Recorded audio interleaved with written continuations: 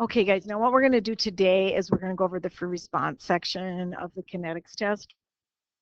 Um, and and then we're going to go on further. Let's just do this first because, again, as I explained to you with my letter, that there's the AP exam is now centered around 6 big ideas. So we're going to center our review around the 6 big ideas. And instead of giving you, like they do in calculus, this big, giant 3-hour final that you have to stay after school or come in on a Saturday, I'm just going to give you a test on the big ideas. There's going to be 6 tests that all together are 70 to 80% of your grade this try, depending on how many labs we do after the AP exam. Okay, so the rate law, if you remember, is some constant called the rate law constant times the concentration. Remember, when you put something in brackets, it means the concentration of reactant 1 to some power times reactant 2 to some power times reactant 3 to some power. And I've never seen more than 3 reactants, and there's almost always 2, but once in a while you see 3. And when you get your free response questions, you'll see that. And so what you do is I always look at the balanced equation that they give you and see that the reactants are NO, nitrogen monoxide, and chlorine. And remember, the stoichiometry on the overall equation may or may not be the stoichiometry on the rate law. The stoichiometry on the if you add up the steps through the slow step, that's where you can get these powers. But almost always they'll have a chart like this. And so the first thing you have to do is you have to figure out reactant 1 looks to me like it's nitrogen monoxide. And then to figure out the power of nitrogen monoxide, you cover up the nitrogen monoxide with your hand and you find a set of trials in which chlorine is held constant, so there's no change. And you can see here that it doubled, and you can see here that it actually quadrupled. And I always take the earlier trial divided by the later trial divided by the earlier trial. So 0.479 divided by 0.119. And so 2 to what power gives you 4? So this was a 2. And then what is reactants 2 name? If you look up here, it's chlorine. And there is only 2 reactants because NOCl is the product. And so to figure out the order of the chlorine, I cover up the chlorine and I find a set of trials in which the nitrogen monoxide doesn't change, and this doubled and this doubled because 0.479 goes into 0.959 twice. So 2 to what power gives you 2? That would be a first power. And so this is, we actually have most of the rate law done. Now, the scary part about this, or the only hard part, is you have to then rearrange this equation so that it's solved for K. And then you'll see that you get this.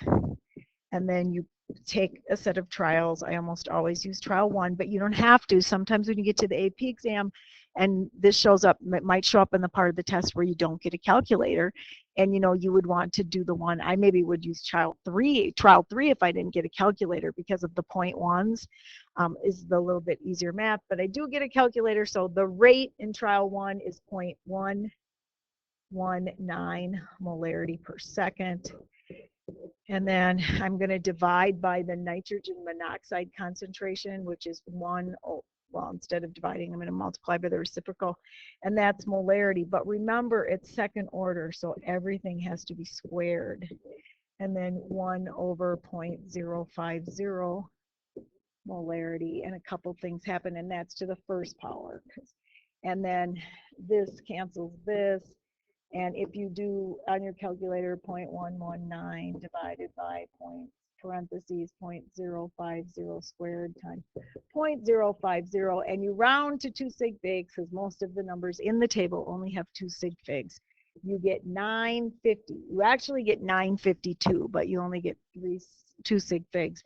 And then every unit on the top is canceled, and the unit downstairs is molarity times seconds. And so that was the first part of problem 1. And then why do you find a rate law? Because now we know what the rate expression is. It is the rate of any chemical reaction can be obtained by taking the rate law constant, which we now know is 950.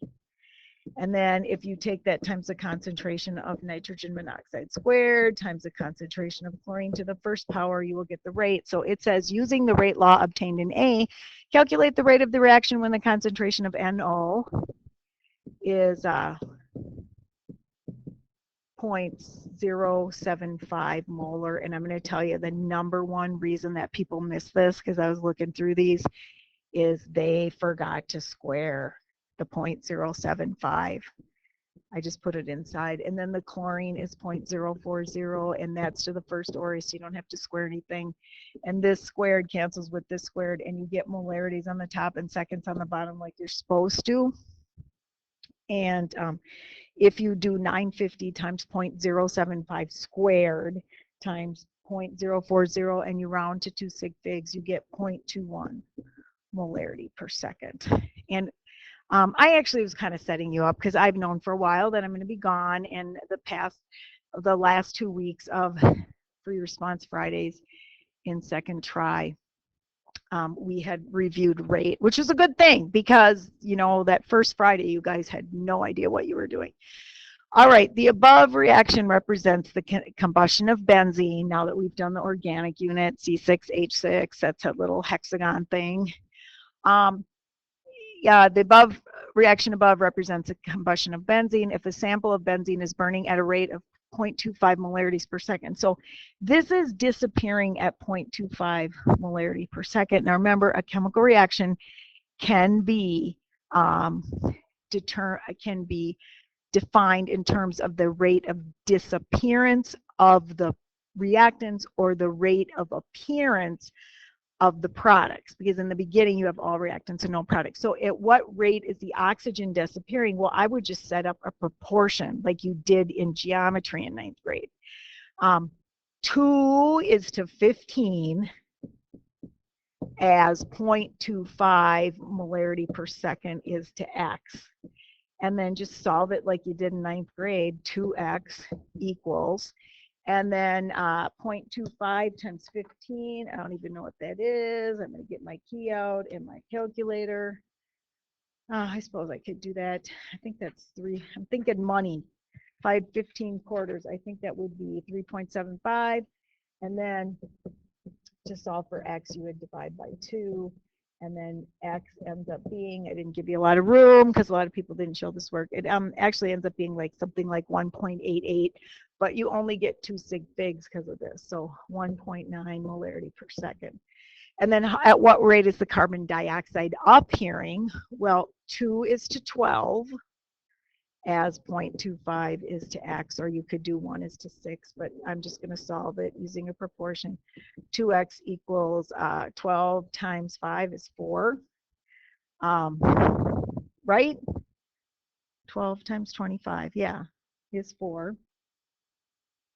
No, I lied, it's 3.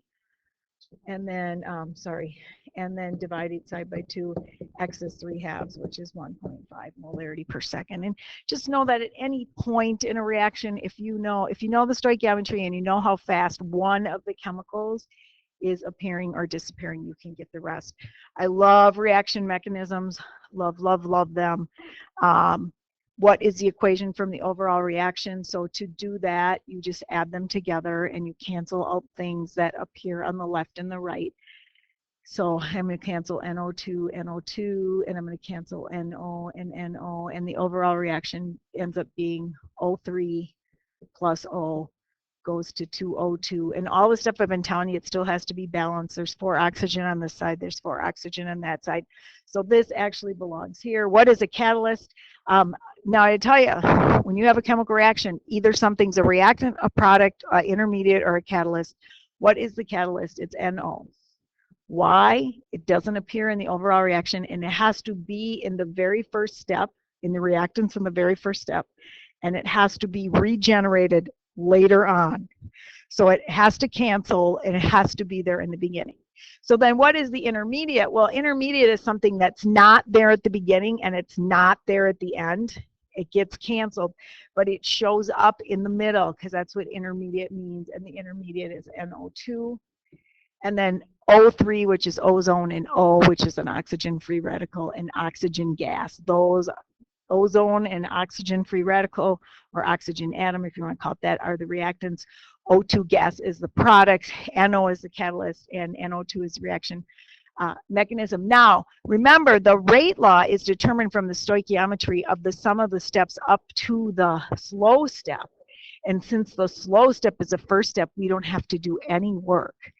And so the rate law for the reaction is, I got to write it here, the rate law is K times O3 to the first power, because there's an implied one there, times NO. And this leads to something weird that you haven't seen in one of our other examples, but because these don't usually come out in the chart ones, because the chart ones are usually just about the reactants.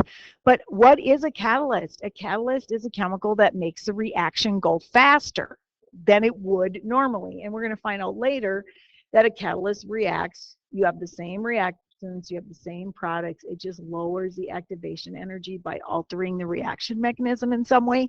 And so catalysts can appear in the rate law. It's just that you don't actually ever see them appearing in problems like, you know, with the tables like you did on the first page.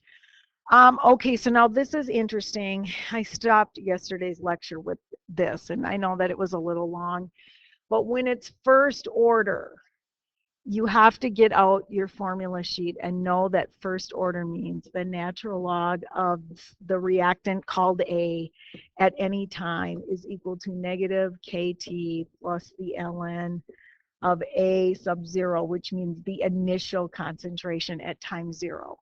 So it takes 42 minutes. So it's looking to me like T is 42 for the concentration of a reactant in a first order reaction to drop from 0.45 to 0.32. So they're telling you that the initial concentration of this stuff was 0.45 molar, and that the concentration after 42 minutes was 0.32 molar.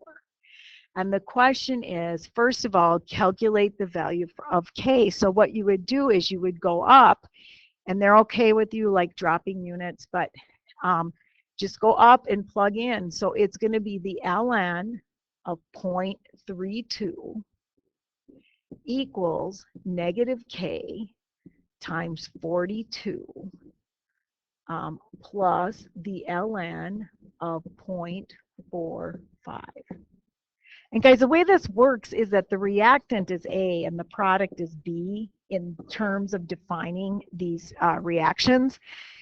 They just picked it because it's the first letter. And so A sub 0 is always the biggest number because the reactant disappears. It starts out at the absolute biggest number and it drops from there. And then you just do algebra. And you, you know, I would, for me, because I'm a math teacher, former math teacher, I would probably just do this, you know, not sub in any of the numbers yet, and then I divide by negative 42. And then I would see that K is the ln of 0.32 minus the ln of 0.45 divided by negative 42. And if you do that, I'm having trouble with my key here.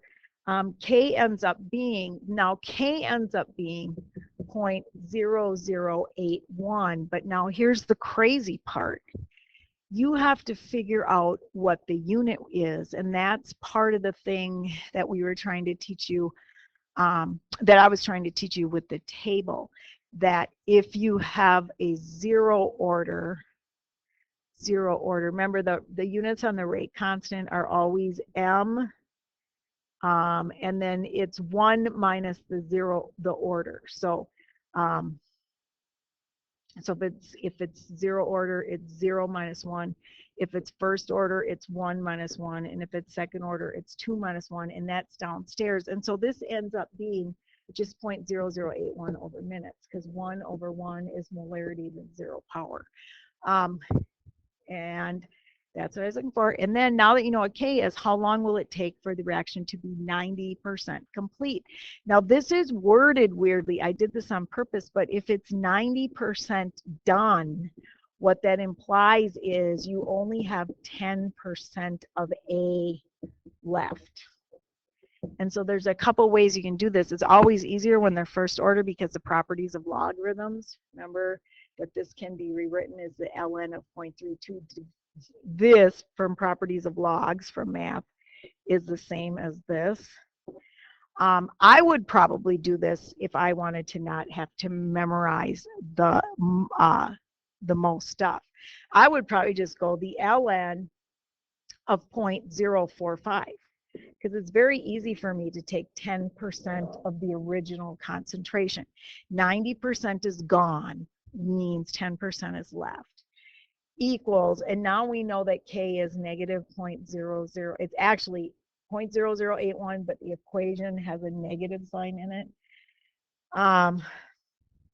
And then times, and the thing is how long we're solving for T. So here's our T, there's our variable.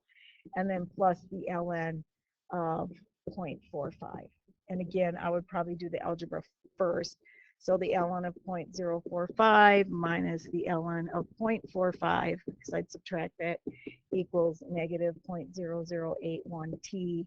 And then I divide each side by negative 0.0081 because I'm trying to solve for t. And I would probably just put it all in my calculator at one time so that I didn't have to worry about rounding error. And if you do that, my calculator says that you end up with something like 280 minutes, only because it's probably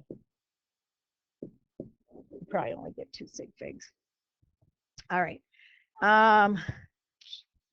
Then it says the rate constant for a second order reaction is 0.54, and then it's molarity over second, because remember it's always 1 minus the order. So 1, sorry. Is that how it goes? No, the order minus 1. Sorry, the order minus 1 times second. So that's why it's molarity second.